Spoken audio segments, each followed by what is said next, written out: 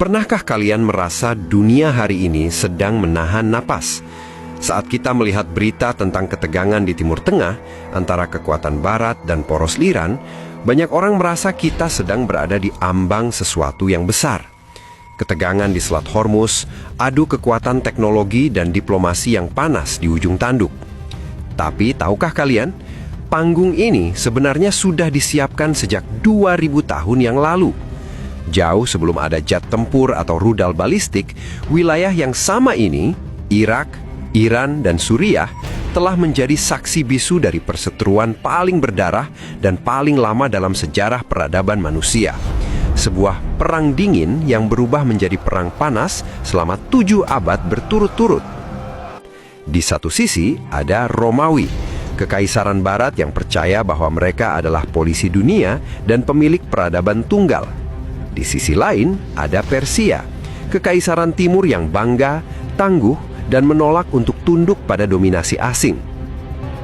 Jika kalian pikir ketegangan global hari ini sudah mencapai puncaknya, tunggu sampai kalian mendengar kisah bagaimana dua raksasa purba ini saling mencabik satu sama lain sampai keduanya hancur berkeping-keping, hanya untuk menyadari bahwa mereka telah membuka pintu bagi kekuatan ketiga yang tidak pernah mereka duga sebelumnya. Selamat datang di kisah The Great War, Romawi versus Persia, sebuah cermin masa lalu untuk memahami masa depan.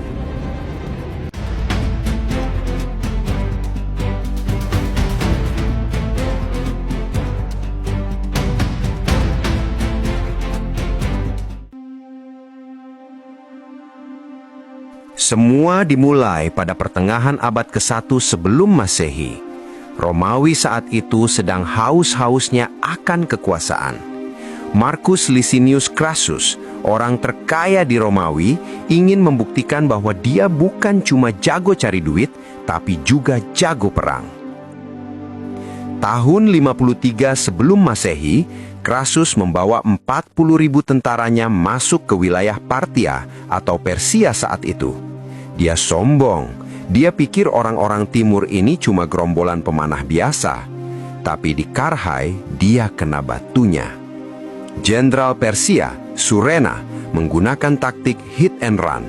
Pemanah berkuda Persia menghujani Romawi dengan anak panah tanpa henti. Saat Romawi mencoba mengejar, kavaleri berat Persia yang disebut katafrak, manusia dan kudanya semua pakai baju besi, menabrak mereka. Hasilnya, Crassus tewas. Ada legenda mengatakan mulutnya dituangi emas cair oleh orang Persia sebagai sindiran atas keserakahannya. Sejak saat itu, Romawi sadar Persia bukan lawan sembarangan. Sungai Efrat pun menjadi garis batas yang panas selama ratusan tahun. Selama ratusan tahun berikutnya, polanya selalu sama. Romawi menyerang, Persia bertahan. Lalu Persia membalas, Romawi bertahan. Masalah utamanya biasanya satu, Armenia. Kenapa Armenia? Karena posisinya di tengah. Siapa yang menguasai Armenia, dia punya jalan tol untuk menyerang jantung pertahanan lawan. Kaisar-kaisar besar Romawi seperti Trajanus pernah sukses besar. Dia bahkan sampai ke Teluk Persia dan merebut ibu kota Persia, Setisfon.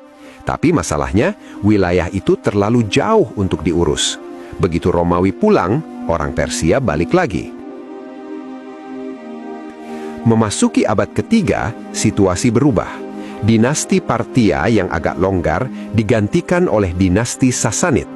Mereka lebih agresif, lebih terorganisir, dan punya mimpi besar mengembalikan kejayaan Persia kuno. Disinilah perang menjadi semakin berdarah. Kalian harus tahu nama Shapur pertama. Dia adalah Raja Persia yang berhasil melakukan hal yang dianggap mustahil, menangkap Kaisar Romawi Valerianus hidup-hidup dalam pertempuran. Bayangkan, seorang pemimpin dunia dijadikan tawanan perang. Ini adalah penghinaan terbesar dalam sejarah Romawi. Memasuki abad keempat dan kelima, bumbu perang ini bertambah. Bukan cuma soal tanah, tapi soal Tuhan. Romawi di bawah Konstantin Agung mulai memeluk Kristen. Di sisi lain, Persia Sasanid sangat memegang teguh ajaran Zoroastrianisme. Sekarang, perang ini punya label perang suci. Romawi merasa harus melindungi umat Kristen di wilayah Persia, dan Persia merasa Romawi ingin menghancurkan budaya leluhur mereka.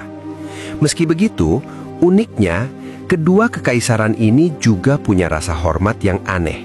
Mereka sering menyebut satu sama lain sebagai dua mata dunia. Mereka sadar bahwa di dunia ini hanya ada dua kekuatan yang setara, Kaisar Romawi dan Syahansyah, raja segala raja Persia. Kalau salah satu runtuh, dunia akan dianggap kiamat. Memasuki tahun 602 Masehi, dunia Mediterania dan Timur Tengah berada di ambang kiamat. Jika perang-perang sebelumnya hanyalah adu jotos di perbatasan, perang kali ini adalah upaya pemusnahan total.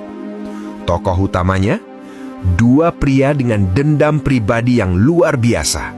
Khosrow II dari Persia dan Heraklius dari Romawi Timur. Awalnya, Romawi hancur lebur. Kaisar mereka, Mauricius, dikudeta dan dibunuh oleh jenderal pemberontak bernama Phocas.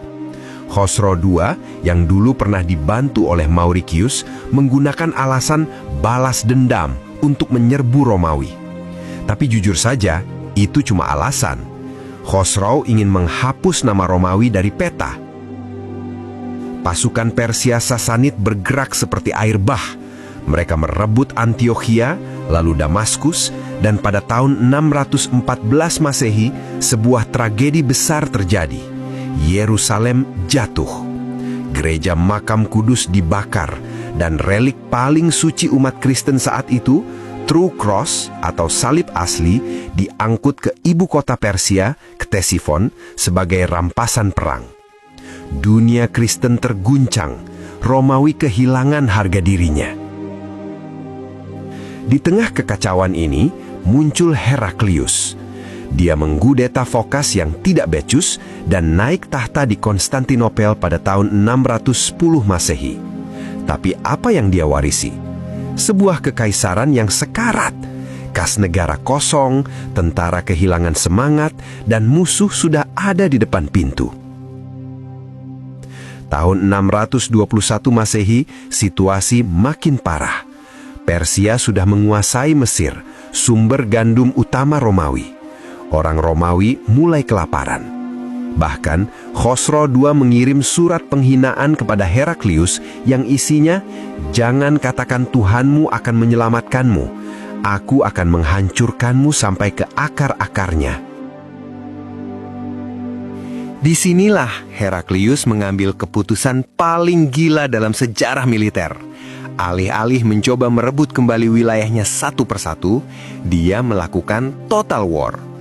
Dia mencairkan semua emas dari gereja-gereja, mengubah piring emas menjadi koin untuk membayar tentara bayaran, dan dia meninggalkan ibu kotanya, Konstantinopel, tanpa perlindungan maksimal. Heraklius membawa pasukannya berlayar ke Laut Hitam, lalu menusuk langsung ke jantung pertahanan Persia melalui pegunungan Kaukasus. Ini adalah taktik Blitzkrieg kuno. Sementara jenderal-jenderal terbaik Persia sedang sibuk mengepung Konstantinopel dari jauh, Heraklius justru membakar kuil-kuil api suci di wilayah inti Persia. Dia membawa perang ke halaman rumah Khosrow. Puncaknya terjadi pada Desember 627 Masehi di reruntuhan kota kuno Nineve.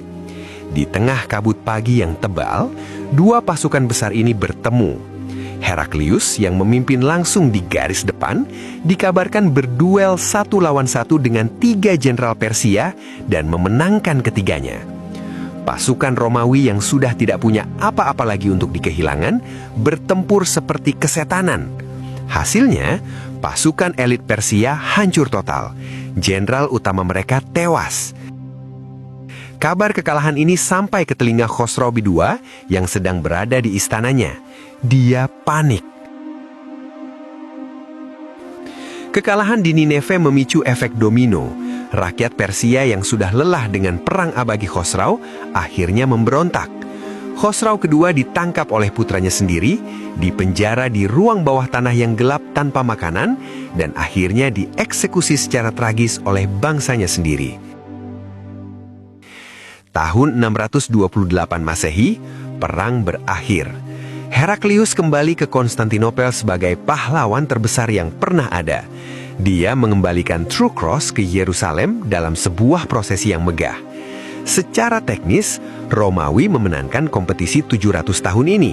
Mereka adalah last man standing. Tapi, kemenangan ini adalah ilusi. Heraklius menang, tapi dia memimpin sebuah kekaisaran yang sudah menjadi mayat hidup. Jutaan orang tewas, ekonomi hancur, dan kedua raksasa ini, Romawi dan Persia, berdiri dengan kaki yang gemetar di atas reruntuhan kejayaan mereka. Mereka tidak sadar bahwa di balik Cakrawala Selatan, sebuah badai baru sedang bergerak cepat untuk menyapu bersih sisa-sisa keangkuhan mereka. Setelah 700 tahun berperang, apa hasilnya? Kedua kekaisaran ini benar-benar habis. Kas negara kosong, tentara lelah, rakyat menderita, dan benteng-benteng hancur. Mereka tidak sadar saat mereka sedang saling pukul sampai babak belur, ada kekuatan baru yang muncul dari padang pasir Arabia. Di bawah bendera Islam, pasukan Muslim keluar membawa energi baru. Hanya beberapa tahun setelah Perang Besar Romawi-Persia berakhir, Persia Sasanid runtuh total. Romawi Timur, mereka kehilangan separuh wilayahnya dalam sekejap. Ironis bukan?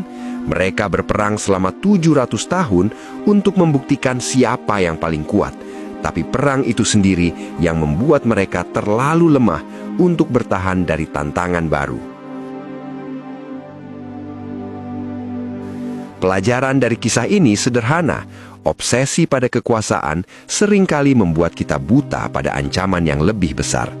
Romawi dan Persia adalah dua raksasa yang saling menjatuhkan ke jurang yang sama. Terima kasih sudah menonton perjalanan panjang ini. Kalau kalian suka bahasan sejarah seperti ini, jangan lupa klik like, subscribe, dan tulis di kolom komentar. Menurut kalian, siapa yang sebenarnya menang dalam perang ini? Sampai jumpa di kisah sejarah berikutnya.